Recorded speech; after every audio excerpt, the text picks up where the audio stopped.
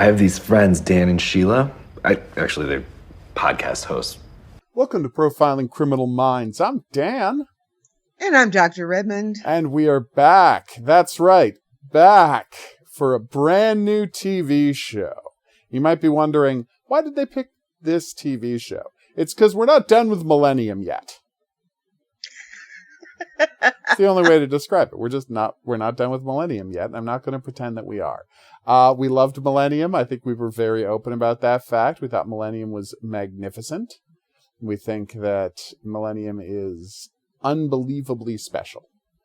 And consequently, when it turned out that the Morgan brothers worked on another serial killer themed show, well, how could we not watch that? Exactly. This is what I'm saying. So the show is called Those Who Kill. Mm-hmm. And it's, oh God, I'm blanking the lead actress's name. Please, fill me in. Chloe Sevigny. Chloe Sevigny, thank you. I guess it's the first job she did after Big Love? Her first TV show after Big Love? I would think so, yes. Yeah, like the next show she did anyway. I know she does a lot of movies, so that's not a surprise. But yes, it's very neat. And more importantly, and I think this is the key part, there's an episode written by Darren Morgan. Now, we haven't seen that episode yet. We're very excited that there's going to be one. Obviously, we can't say if it's good or bad. We haven't seen it yet, but we're very excited to get there. But to get there means we have to watch 4 other episodes of the show first, which I'm happy to do. But I just want to tell you, there is a reason. There is a method to our madness. Yes, but after watching the first 2 episodes, which we have done, yeah, I am going, so we're not getting any comedy here. There's going to be no Charlie. No. There's going to be no Goodbye Charlie here, I'll tell you. No, oh, geez, this show. I know. It is unrelentingly bleak. Bleak. Like, it's almost an understatement for describing this show. It's an American structured show. Yeah. With absolutely no relief. Like, there isn't a comedy moment in it. Like, even a light moment in the first 2 episodes. We have not seen anything. Everybody is a freaking mess. Yeah. Every character is a disaster. A complete and total disaster, from the boss. Oh my God, yes. Right to the consulting forensic the doctor especially. The doctor. Especially, our Tony Hill type figure. And I don't think it's an accident that this guy's a lot like Tony Hill. I'm sure those books inspired whatever this was based on. The show, just given their relationship. I saw a lot of Wire in the Blood in these 2 episodes. Except, Tony's fun, and this guy's not fun. Not only is this guy's not, and Chloe Sevigny is a really, really, really, really messed up version. I know. Well, no, she comes, and that's the thing, Carol got more and more messed up. Like, Carol was, shut down and distant emotionally, and she gets more messed up over the course of the show. Yeah. Chloe Sevigny's character starts unbelievably messed up. And just starts to get worse, like, between episode 1 and 2. Oh, she gets so much worse. I mean, not without cause. No, we're not saying that all of this is inexplicable. It's not unearned, is what I'm trying to say. Yeah, but it is earned, but no, somebody read, I think, the books, Val McDermott's books. Yeah. Because how can we go bleaker? Yeah. And remember that the books. Yeah, they are famously bleaker because Carol never leaves. Yeah. So you don't have Alex there lightening things up. Yeah. You never have Tony have a chance to, be part of an actual family.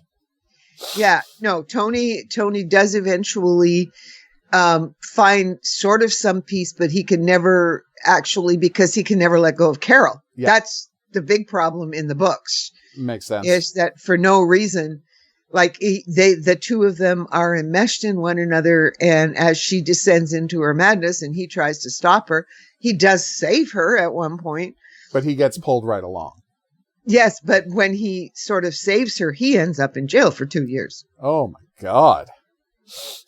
He takes the blame for something she did. Uh-huh. Oh, yeah. Oh, Tony. We love you. And she still can't, like she is so damaged. Yeah. That it's almost impossible. And you're looking at this and going, yes, there's a lot of wire in the blood.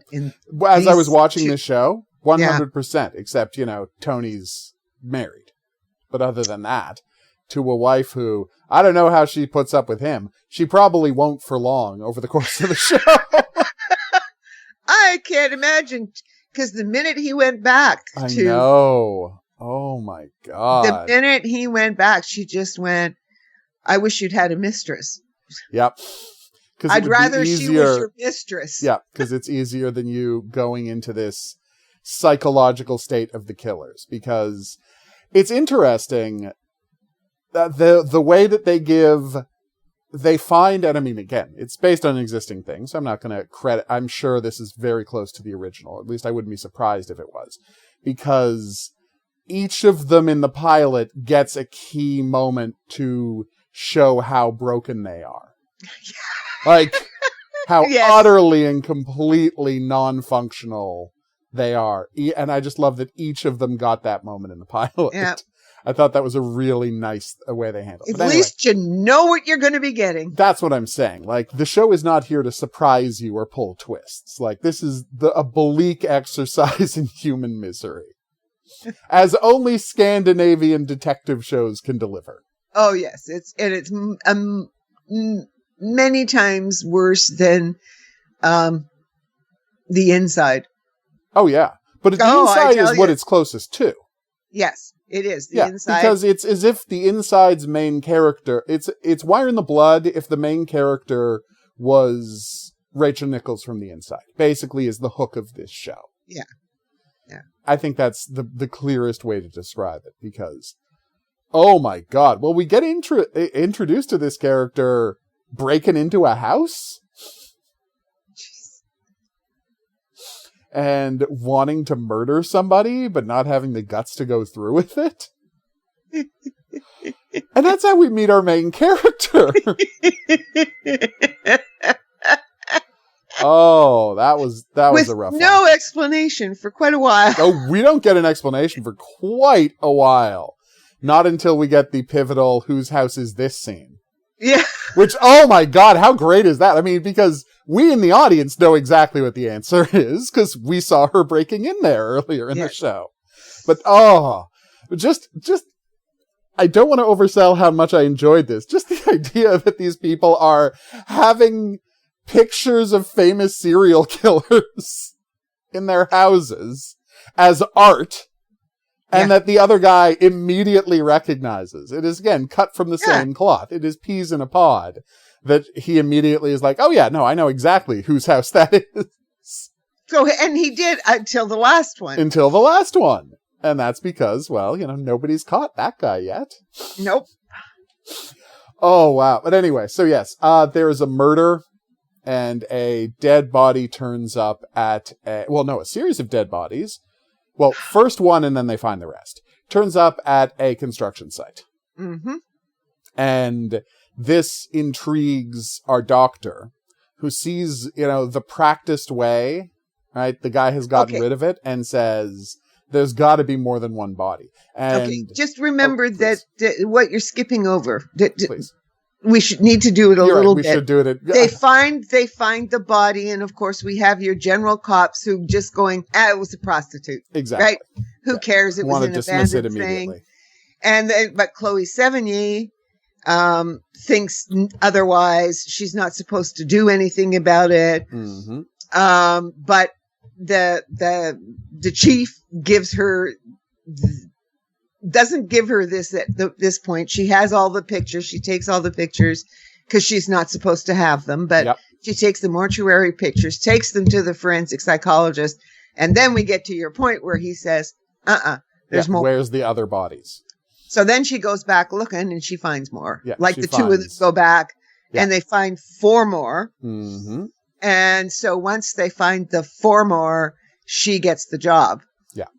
as running this particular case because it's the same cop and he's still an asshole. So, well, and the key part though, is that her boss does not. You're right. That is caught up. The boss does not want James Darcy working on the case. Nope. Because he was involved in a case beforehand, and people got killed, and we don't know the details of that yet. No, and he blew it. I mean, he went crazy himself. Yes, it went so badly, Frank Black style, that people died and he went crazy himself. Again, we're seeing a lot of stuff we've already seen. And his wife, right, his wife says, I'd rather, because when she sees Chloe Sevigny showing him the pictures and he's looking some stuff up, he's looking at them online. She just looks and says, I would rather she was your mistress. Yeah. The other woman, I think she says. Because she knows where he's going to go mentally. Yeah. And like what this is going to do to him. But she also knows that he can't look away from this stuff. Because, that's absolutely the kind of character he is. And that's where it's going to go from here. Quite obviously. And he is going to decide one way or another. Oh, yeah. Like I said, I don't know if they're going to make it.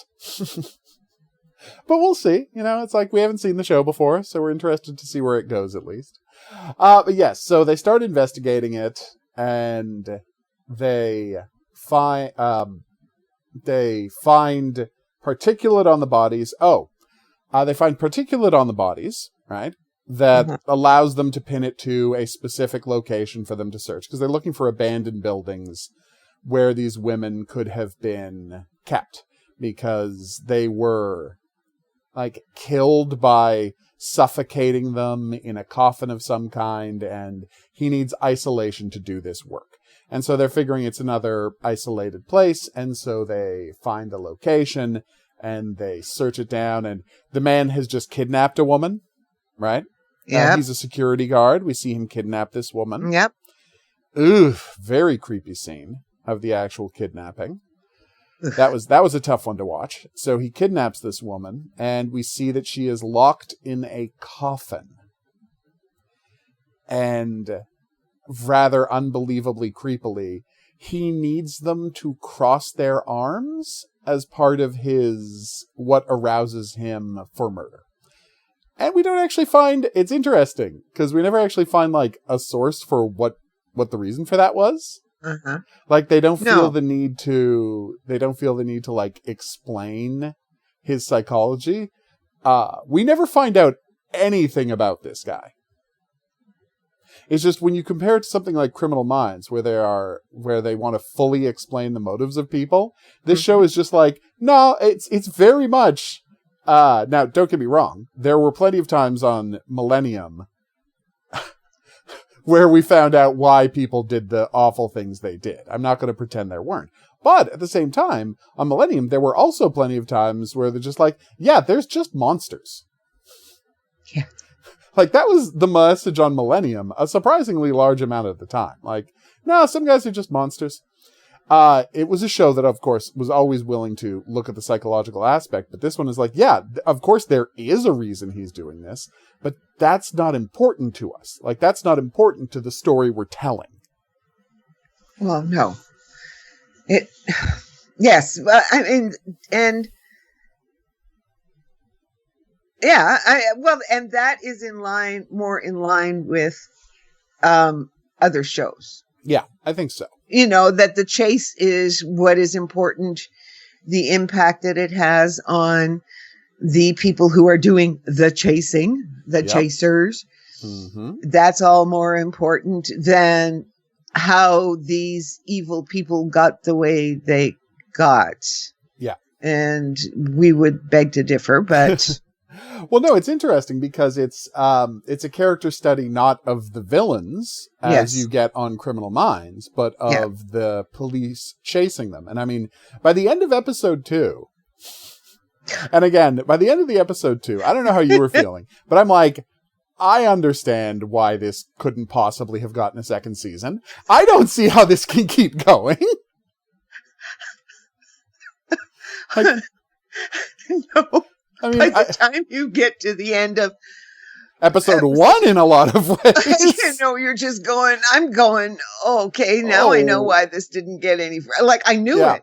I'm fascinated. Like, that's what blew me away, because I remember I had checked the Danish one, which was also 1 season, and I thought maybe it's only supposed to be 1 season. So that's why I was so shocked when you're like, the Swedish version is 4 seasons. I'm like, how?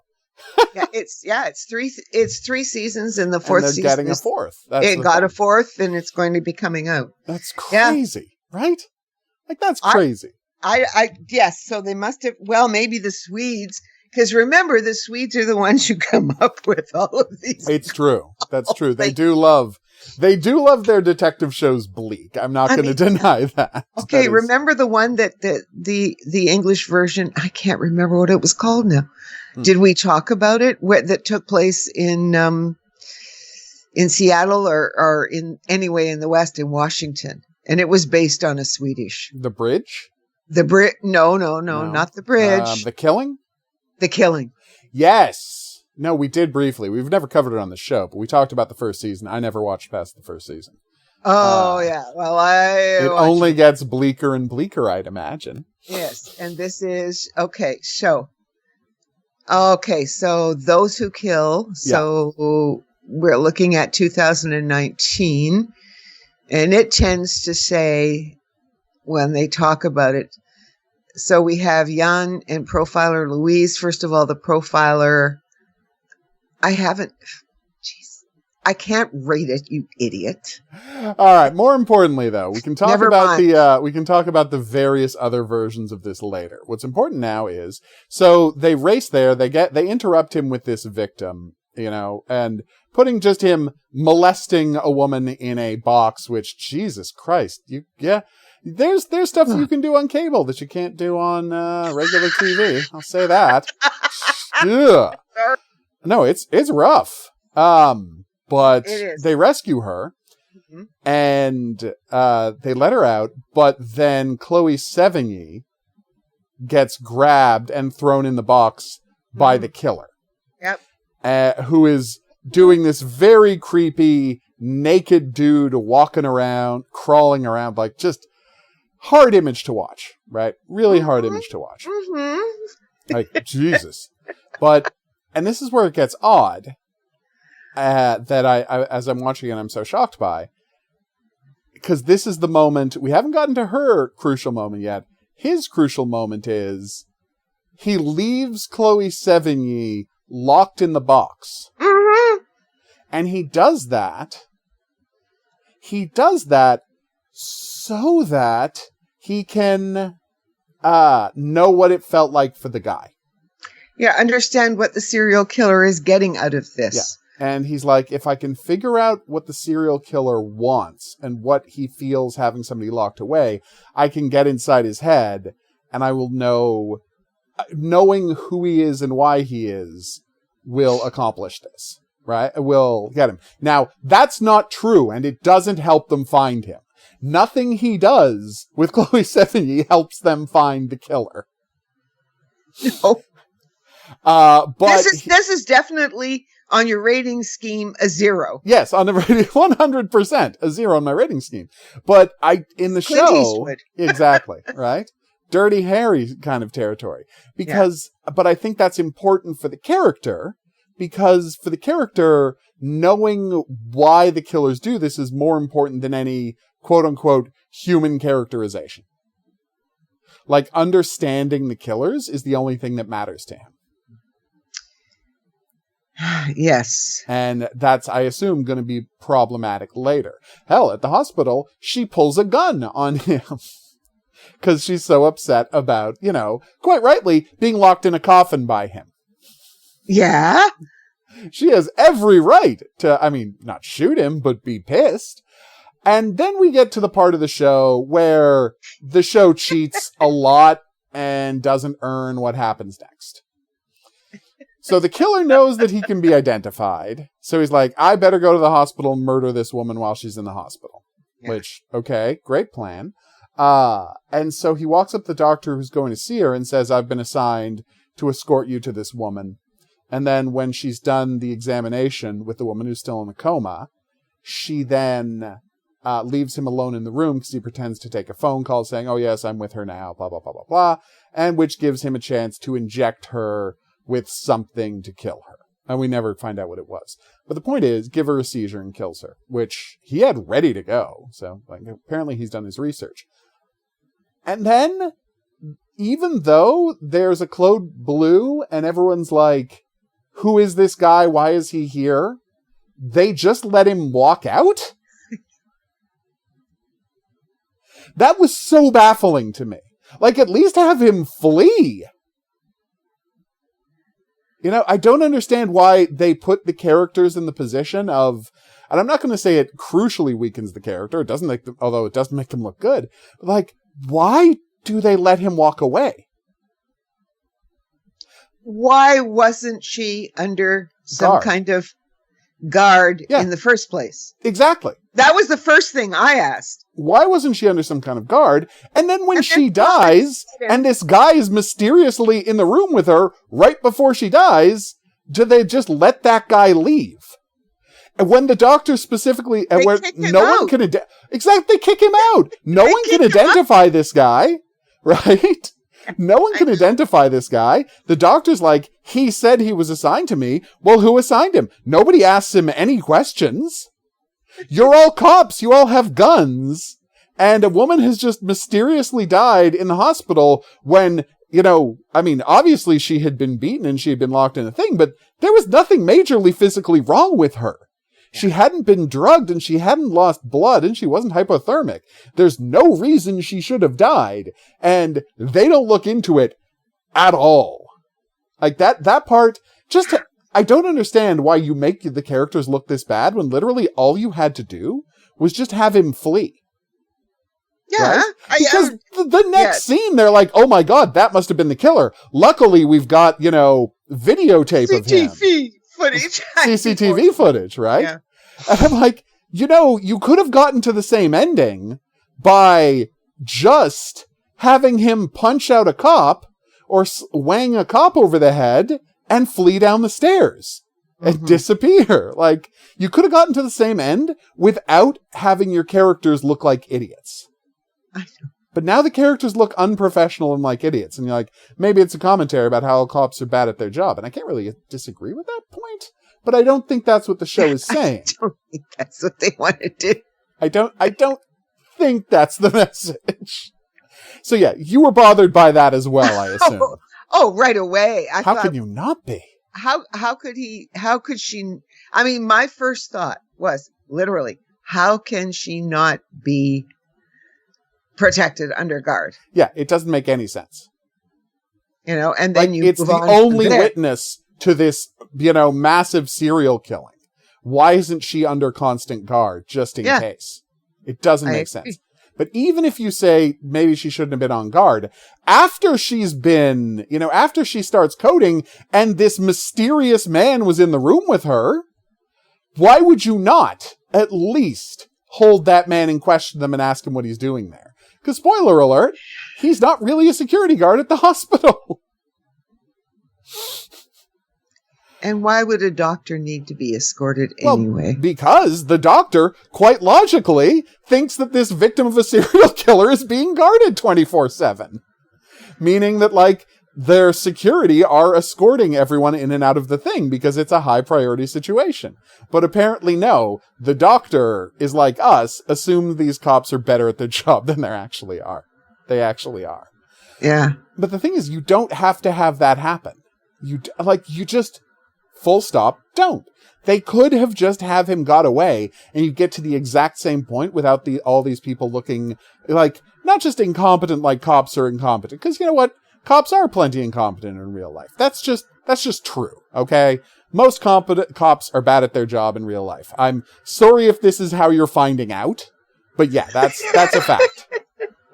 I mean, cops walked out, like a man escaped from Jeffrey Dahmer and ran up to some cops to help, and the cops turned him back over to Jeffrey Dahmer. Yeah. So cops aren't great at their job, okay? That's just, sorry to be the one to break it to you, but that's just true. But in fiction, we kind of want our cops to at least seem competent. And this makes them look incompetent in a way that isn't good for drama. Like, if they're incompetent, because as you said at the start of the show, they don't care about sex workers. If they're incompetent because they're corrupt and misogynistic, right? All of that, that's fine for fiction, because you can make fiction that's compelling about those issues. But if they're incompetent because they just not paying attention and just kind of casually bad at their job and incompetent, that's what comedy is for. That's not what for serious drama is for, right? That's the kind of cop you want in a comedy, not the kind of cop you want in your unbelievably bleak Scandinavian melodrama. Oh, yeah. Anyway, so yeah, that part really bothered me.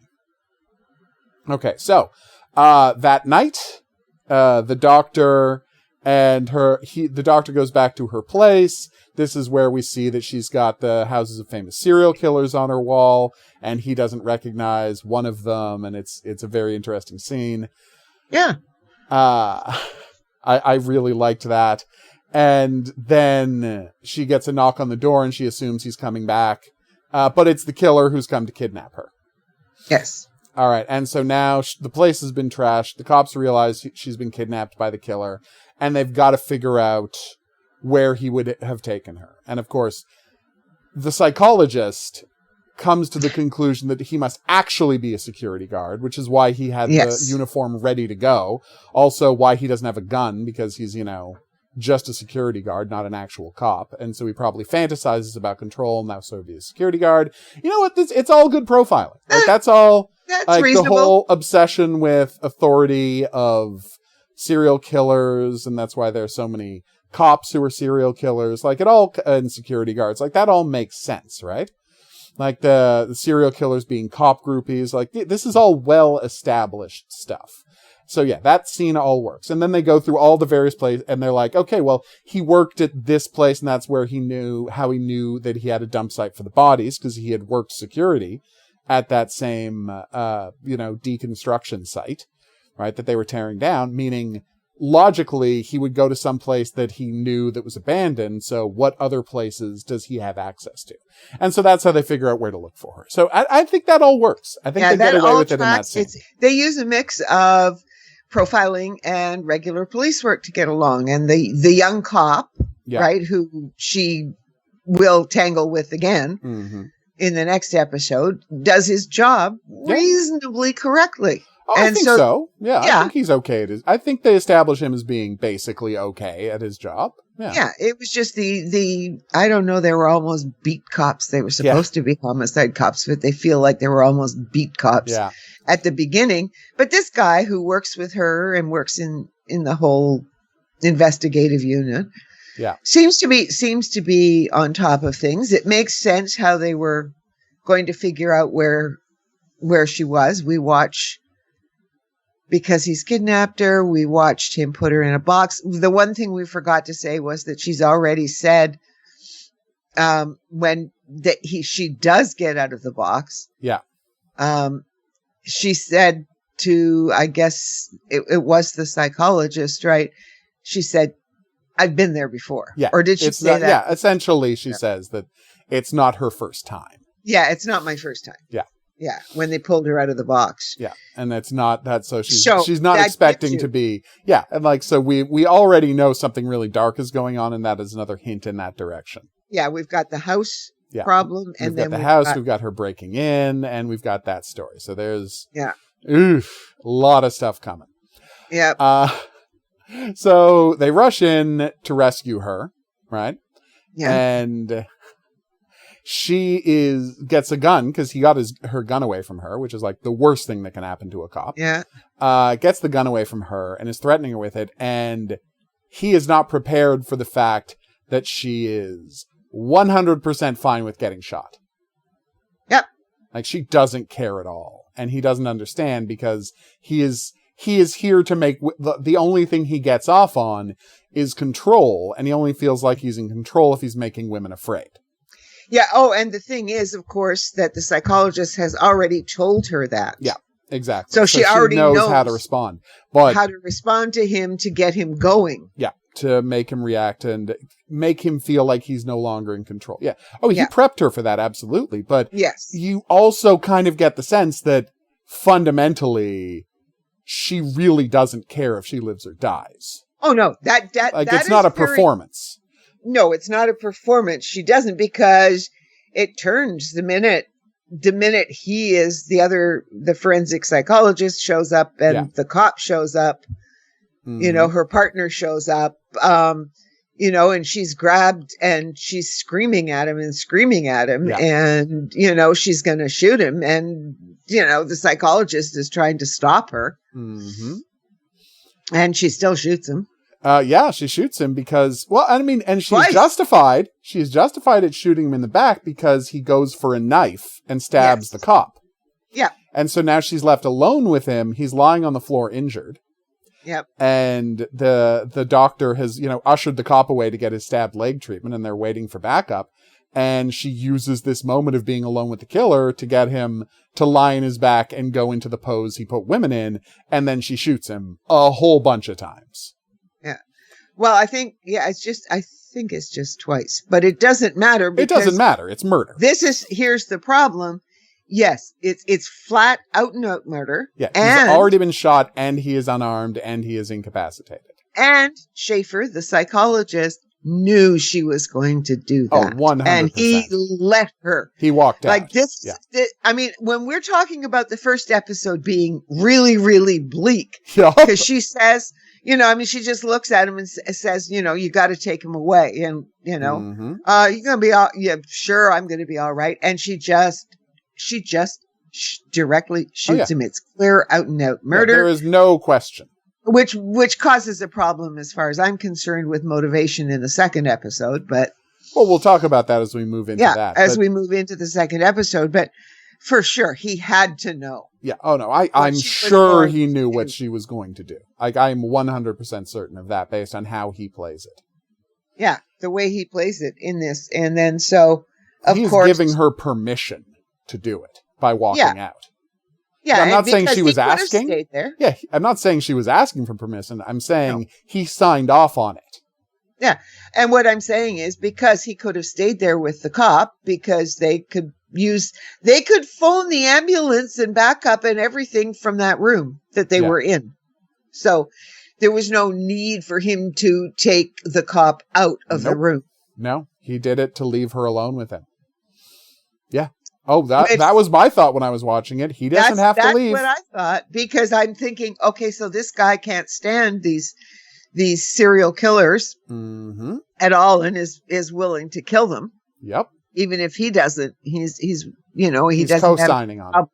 And that's the key thing. In signing off on killing them rather than capturing them. Yeah, he's got no problem with that. And that is exactly that is not the usual thing we see in these shows. No. And that's why we're very interested to see where this goes next. Yeah. But it's also why I really suspect that this, when we get to the end of the season, we're going to say, yeah, I get why this didn't get a second season.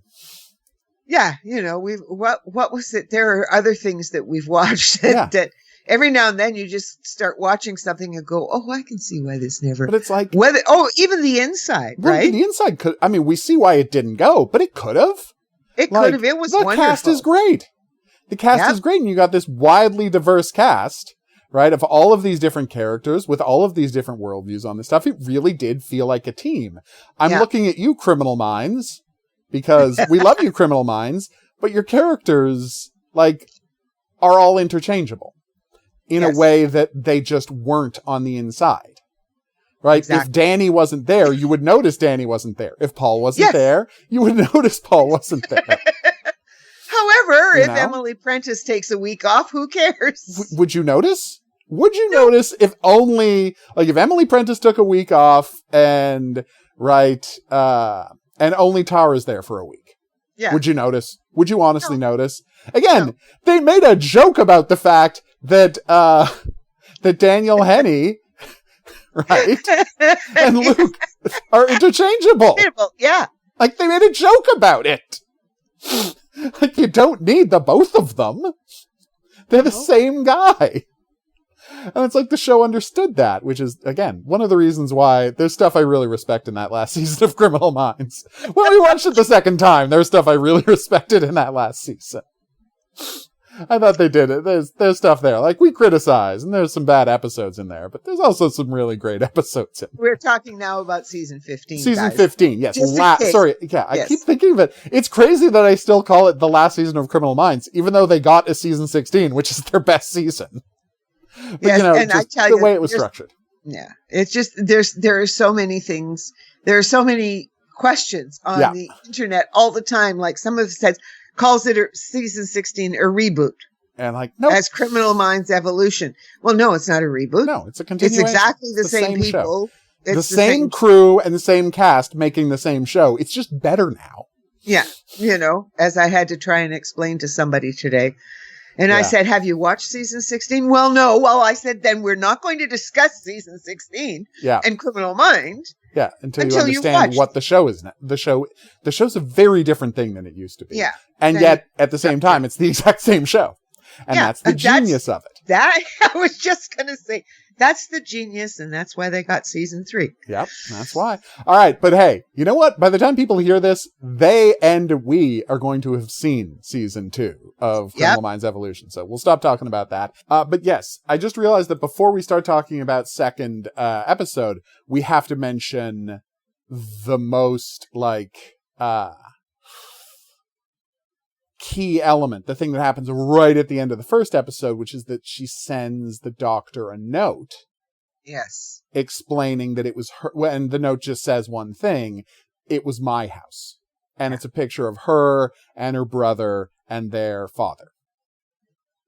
Yeah. And so, boom, there you go. I mean, we knew, we've seen the inside, we knew what was happening there, but it's a surprise for him. Yes, because you initially see the picture of just her and her father, and then he opens it up, and that's where it's her and her brother, and then he unfolds it like a mad fold in reverse, and then when he unfolds it, the father is there standing between them. And so in the second episode, he reverse image searches to try and find out who that is, because a background check of her, doesn't mention anything about her family. So there you go. And yes, that will follow through the rest of the second episode. Is going to be addressing that issue. Oh no, it's going to be a key going forward in the show generally. But I'm just saying that becomes a big part of episode 2 when he decides what he's going to do. But meanwhile, she's out getting drunk because she is suffering from PTSD from being abducted from her own home, which completely understandable. No one's judging her for that. Oh my God. But yeah, we see her just in her home looking around, unable to just look at her home, just feeling completely unsafe. She just opens the door, throws in the mail. Yep. And goes to stay with her friend. And goes to stay with her friend who's a pathologist. Who's the forensic pathologist. Yeah, for the police scientist. Because it's weird. It's one of those things where it's like, we're just going to speed this along. She's doing autopsies, but she's also investigating crime scenes. We don't need 3 characters for this. It doesn't matter what her specific job is. Like Barry Allen, she's a police scientist, and that's all you need to know. Yes, there you go. There you go. She's a Barry Allen style police scientist. Yes. And so we find out she's on suspension, right? Yep. James Darcy is looking into her, who her father is. She's on suspension because she murdered a guy and in cold blood. In cold blood. Now, again, in real life, cops just get a pass for this kind of stuff. But, here they have to at least pretend there's drama. And you might say, well, what about that time, the Black Lives Matter riots? Yeah, because there was video. Yeah, remember, there was video, and the only person that can sync this wasn't believable. I'm sorry. It really wasn't. That she was so concerned. Yeah. She was falling apart because she was going to lose her job. Now, maybe this is supposed to indicate just how bad she really is. Yeah. Psychologically. Then why the hell is she still? Anyway. I know. Okay. So, maybe that's what it is, but she's absolutely positive that she's going to get fired and everything else. For killing a serial killer. Yeah, for killing a serial And I just killer. want to point out that we love Cop Rock. If you haven't listened to our Cop Rock episodes, go back and listen to our Cop Rock episodes.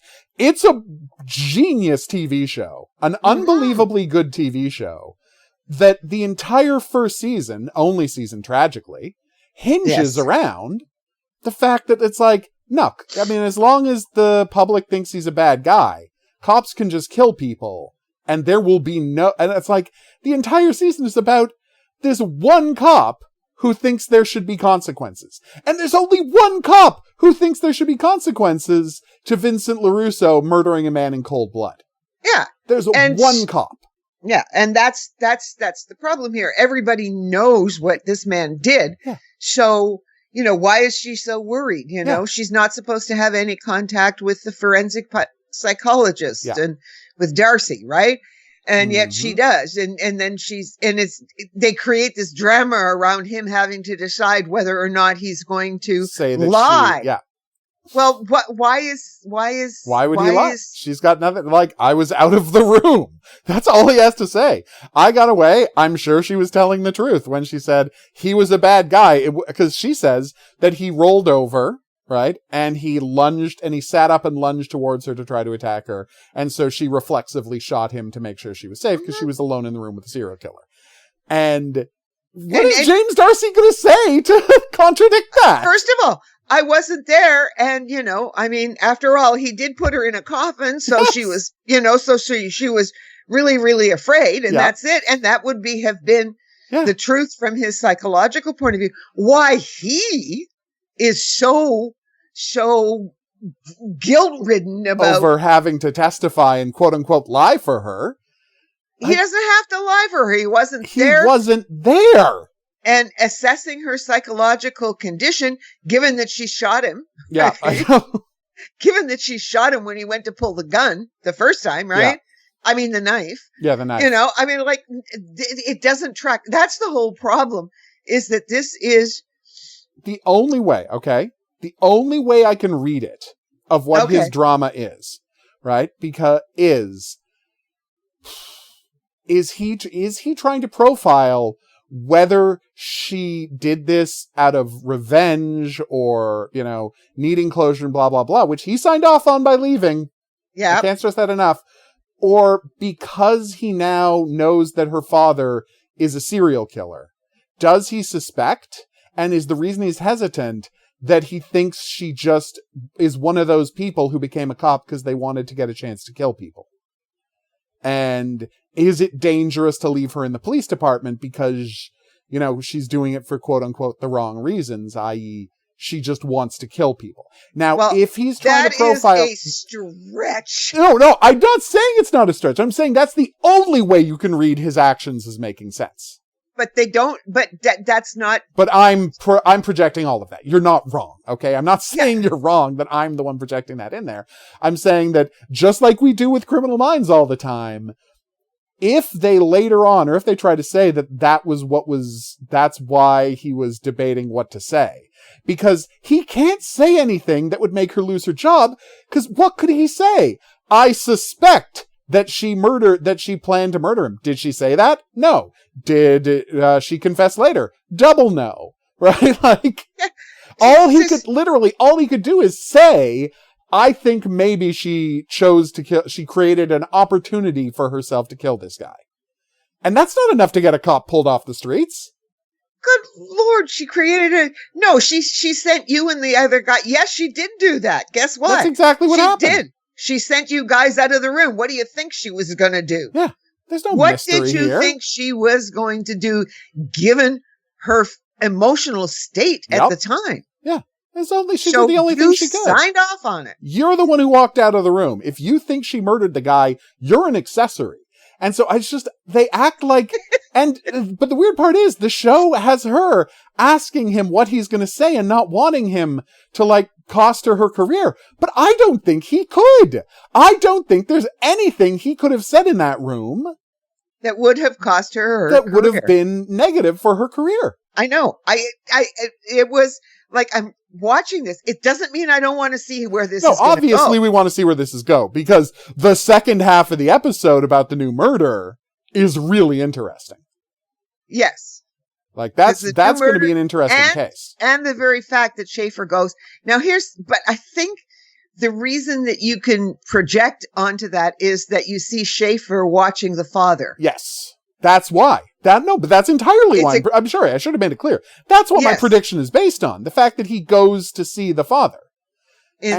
See him in court. In court, yes. He doesn't talk to him or anything. The guy's a judge. No. We should have mentioned it. He's a family court judge. He's a family court judge. Who is talking about how wonderful this father was for letting the ex-wife visit the child. Well, no. He had to give up his parental right. Like, he had to give up custody. And he was one of these guys. And you can tell, and this is, by the way, really good writing and acting. You can tell by the way this guy is responding that he's one of these guys who, like, was scary about having his parental rights stripped and was probably a nightmare to deal with. And now he has reached the point where it has gone back to the judge and he apologizes for how he behaved. And he's like, I now realize that what you said was right. The whole thing prostrating yourself to the judge, mercy of the court types. If you can totally tell, that's what the relationship was. And I think it's a very well acted and very well written because it's 100% clear what was going on. I thought it was very good because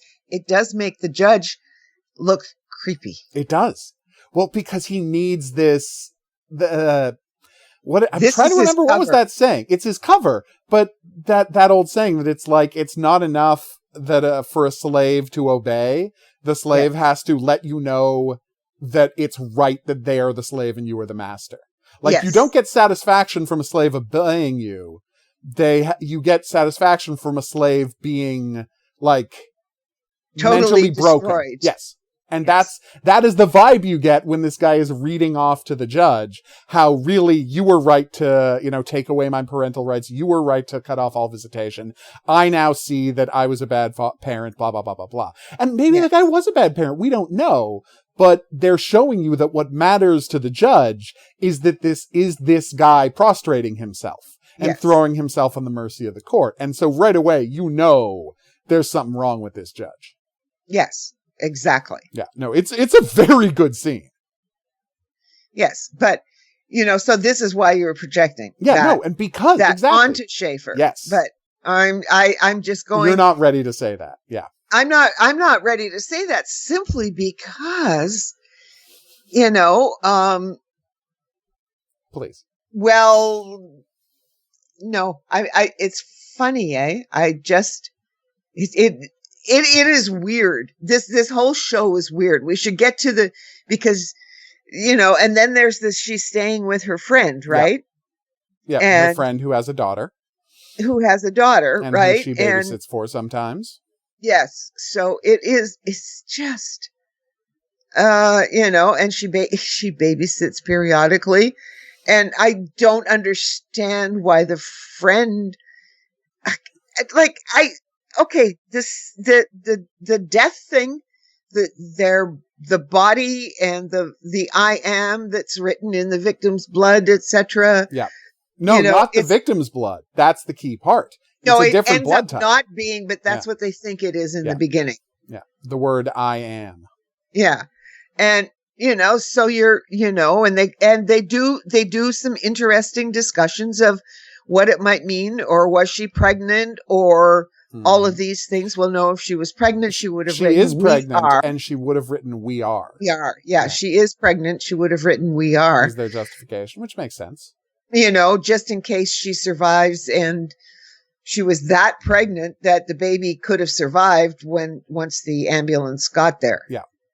That is, and that's a reasonable thing. It's a completely the reasonable discussion. Thing. But then,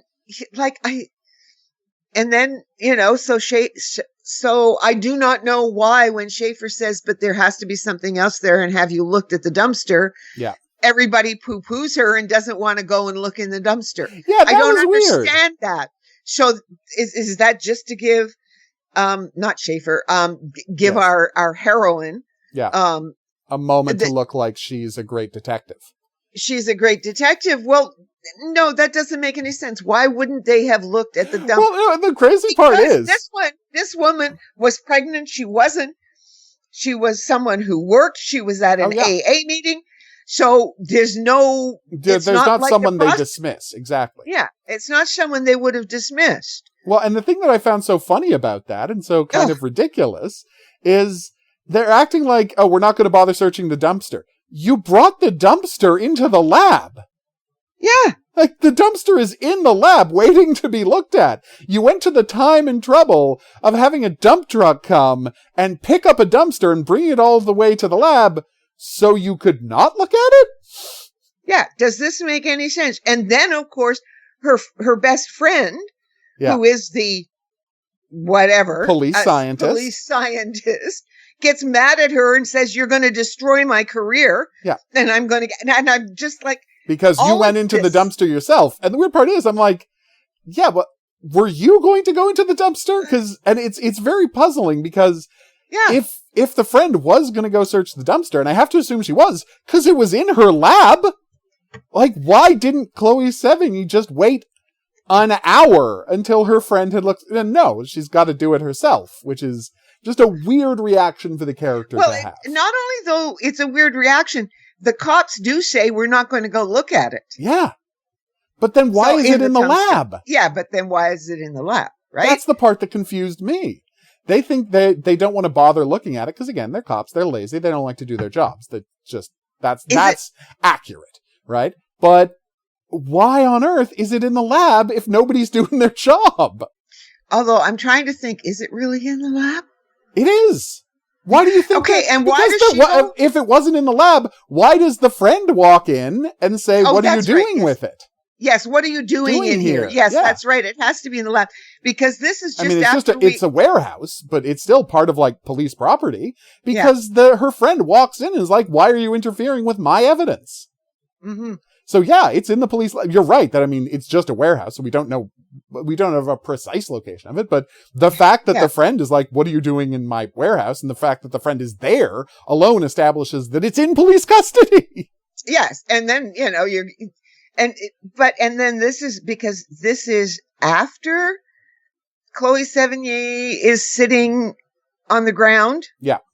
In the rain. Yes. I'm not totally sure why she's sitting on the ground in pouring rain. That was weird. Watching I Am being washed away. Well, it is interesting how metaphorical. Yes, no, it's 100%. Definitely metaphorical. Yeah. So this drives her to go into the dumpster. Yes. Because her friend, who has got a whole bunch of other things to do as well, is too slow going into the dumpster. I honestly think that's the only reason. She's just angry that her friend hasn't gotten around to checking out the dumpster yet. That's all that makes sense based on the events of the episode. So she has no patience whatsoever. No, none. She's petrified she's going to get fired in a case where she's not going to get fired. No. There's so many things that don't make any sense that I can't understand why I'm going to watch it again, but I want to see what they're going to do with this. I know why you're going to watch it again, because it's a bonkers show that that is incredibly well acted and feels very emotionally relevant. Like, that's the thing. All of the emotional stuff is hitting on all cylinders, but all of the plot stuff seems to be a disaster. So this can tell you that good acting and emotion really can sell it. Well, yeah. But look at Criminal Minds. Look at every time. Look at every time they let Matt Gubler do an episode about his mother. Did the plot of it hold together? No, but you can't take your eyes off the two of them. No, that's it's exactly great television. That is absolutely a good example of what we're talking about here. Yeah. It's just like, because you could hear our discussions of this. Oh yeah. We talked about it a lot. And yes, it's true. So we've got this thing, and I'm just like, and then they give her this John Doe. Yeah. To look into. Oh yeah, but before that, we have to do a quick thing. She needs to feel, safe. She needs to feel safe in her apartment again.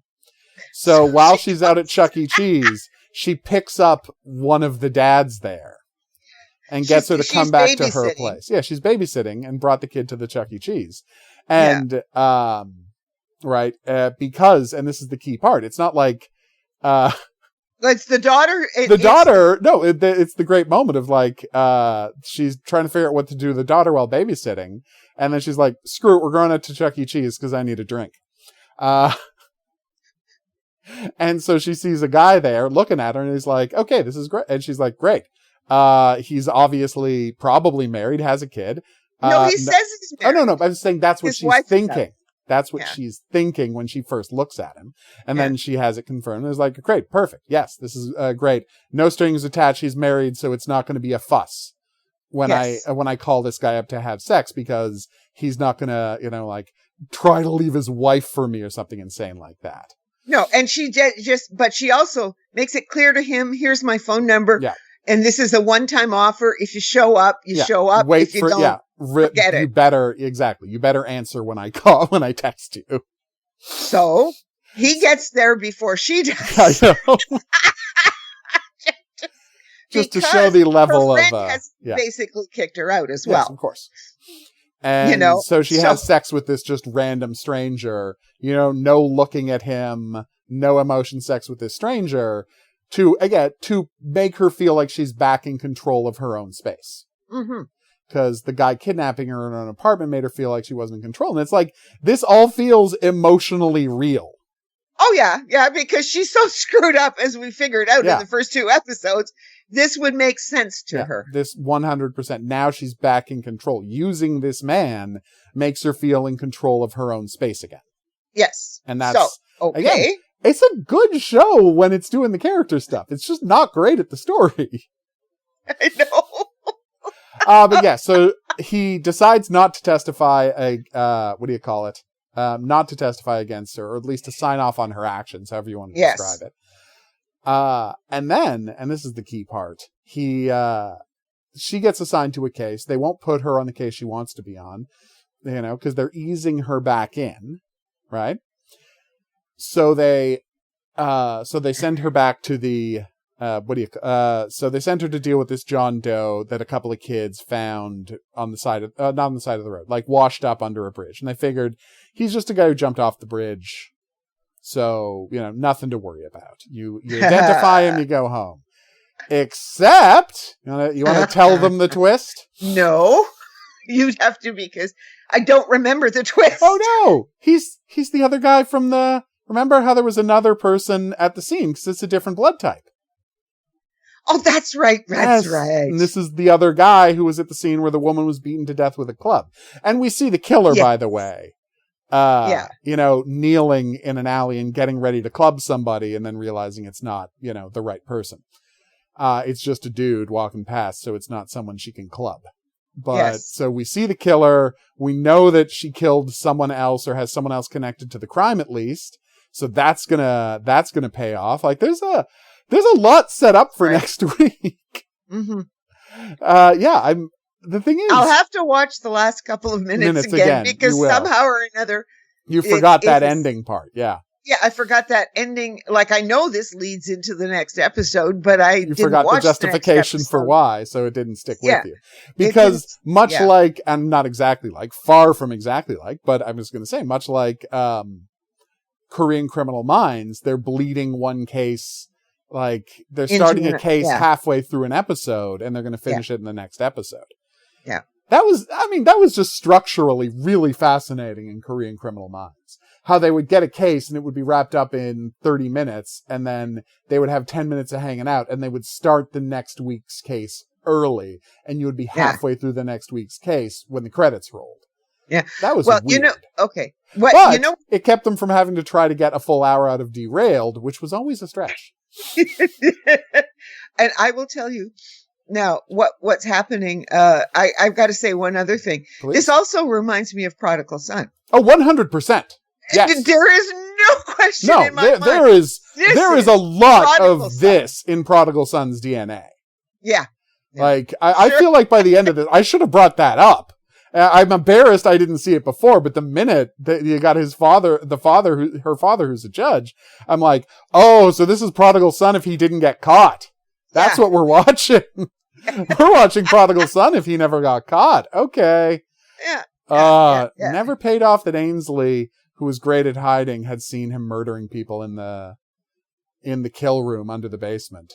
There's no reason to do that scene about her loving to hide and being impossible to find as a child, unless the payoff was going to be that she was hiding in the room and saw him kill people, and that's why she's a psychopath. Yes. Like, that's, why is that scene in the show? I'm sorry, I don't know how I'm still this mad about that never paying off. Because we never got Yeah. Prodigal Son to the next season. Yeah, no, I mean, you're right. It would have paid off in the next season, but it's like, there's no reason to do that, because it's the whole flashback of the episode, this game of hide and seek. Mm-hmm. Like, it has to pay off, and it didn't, and I'm still mad about this. Well, of course. Well, Yeah. I'm still mad that we never got Season 3, more Prodigal such a Son. good Season show. 3. Yeah. Oh, Michael Sheen was magic on that show. Yep. Oh, he was so good. So was Lou Diamond. Everyone was good on that show. Yep. Oh. I understand. Hey, you can listen to us talk about it. We understand why it had trouble finding an audience. It was very bleak, but it was so good. Yes. But we'll end up, I suspect we're going to end up with this show the same way. Oh, it wouldn't shock me at all of us wrapping up the show with a lot of stuff unaddressed. I mean, honestly, it's not going to shock me if it ends the season with her killing her father and that's the cliffhanger. But, we'll see where it goes. Oh, yeah. Predictions. Yeah, that's, if I were making a prediction, that would be my prediction. But we'll see where it goes. Here's what I don't remember. Is that her father or her adopted? Stepfather. It's no, wasn't it her adopted father, or not stepfather, but because he's a judge in family court, he got a pair of at-risk siblings and he murdered the brother and she's still alive. Okay, he might be the adoptive father. Yeah, or foster father, something like that. I thought he was the stepfather, but I think he might have been the adoptive father, and it's because he has access to kids through the foster being care a family system. court judge, and he proves he's a good guy by taking care of foster kids, and he's secretly killing them. Yeah, because she makes it clear that he's killed more than her brother. Yeah, and then that's what and as James Darcy says, what, you expect me to believe that this pillar of the community has secretly been murdering kids this whole time? And she's like, yeah. Yeah, and of course this also explains why she is sociopathic. Oh yeah, for sure. She had this kind of monstrous childhood abuse. Yeah, 100%. It explains these tendencies in her, because it's obvious that he put her into a coffin. Yes, that is the implication. Well, not implication. She says it. Yeah, and it's unless they're going to say that it wasn't related to her serial killer, father. It would be weird for her to say that.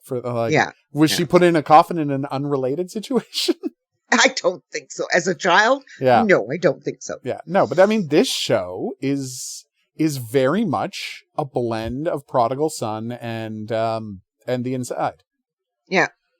And the difference is, and of course, Wire in the Blood. Those are the three touchstones we're dealing with here. It's Wire in the Blood if she was Rachel Nichols' character, and she had the serial killer dad, in The Inside, you mean? Yeah, sorry, The Inside. Yes, if she was Rachel Nichols' character in The Inside, and she had a dad, rather than having been kidnapped, she had this monstrous dad, in Prodigal Son. Yeah. Oh, I know.